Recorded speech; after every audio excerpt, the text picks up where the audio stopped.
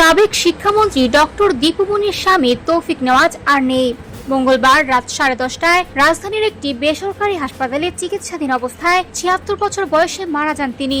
দীর্ঘদিন ধরে শারীরিক অসুস্থতায় ভুগছিলেন তৌফিক নেওয়াজ। চলাফেরার জন্য ব্যবহার করতেন হুইল চেয়ার। তার মৃত্যুতে পরিবার ও স্বজনদের মধ্যে নেমে এসেছে শোকের ছায়া। এই দম্পতির এক কন্যা সন্তানও রয়েছে।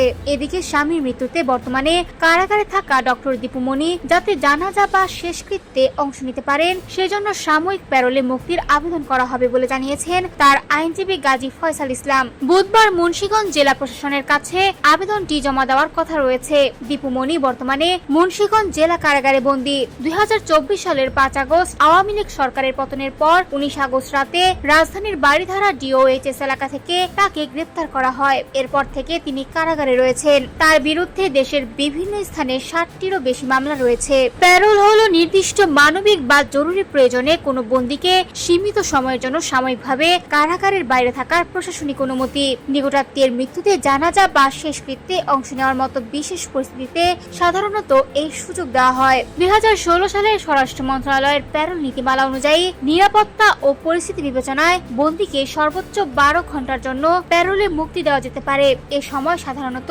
পুলিশ পাহারা থাকে এবং নির্ধারিত সময় শেষে বন্দীকে আবার কারাগারে ফিরিয়ে নেওয়া হয়।